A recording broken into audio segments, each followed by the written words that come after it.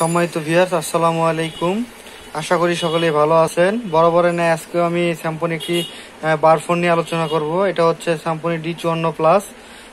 যারা ভাবতেছেন, যারা টাচ ফোনের পাশাপাশি যারা সিম্পল একটা ফোন হাতে রাখবেন কথা বলার জন্য, ঠিক আছে, বা মাঝে মাঝে একটু নেট ইউজ করতে পারবেন, ঠিক আছে, তাদের জন্য এই ভিডিওটি। আজকে আমি আপনাদেরকে প্রথমেই ফোনটি দেখাই।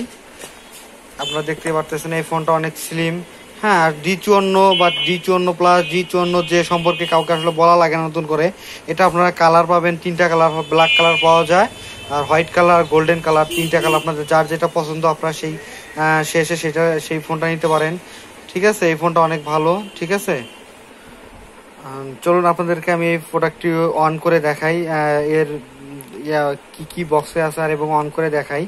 আপনারা প্রথমে ফোনটি বের করার সাথে একটি 5 ভোল্ট চার্জার পাবেন, আর একটা হেডফোন, ঠিক আছে, আর এই যে ব্যাটারি।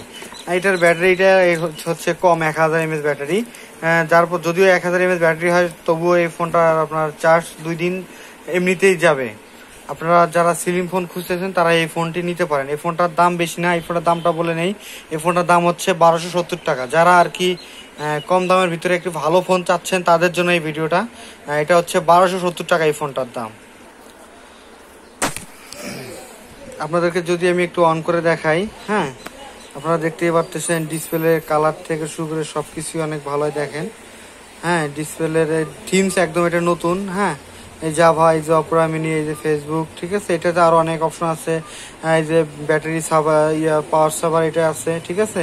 আপনারা যারা নিতে চান এই ফোনটি, তারা অবশ্যই যে কোনো স্যামসং শোরুম থেকে বা যে কোনো দোকান থেকে আপনারা কিনতে পারেন। এটার প্রাইস পড়বে আপনার 1270 টাকা। যদি আমাদের এই ভিডিওটি ভালো লাগে তাহলে অবশ্যই লাইক করবেন, ঠিক আছে, কমেন্ট করবেন, আমাদের চ্যানেলটি সাবস্ক্রাইব করবেন এবং পাশে থাকা বেল আইকনটি চাপ দিবেন পরবর্তী ভিডিওগুলো পাওয়ার জন্য।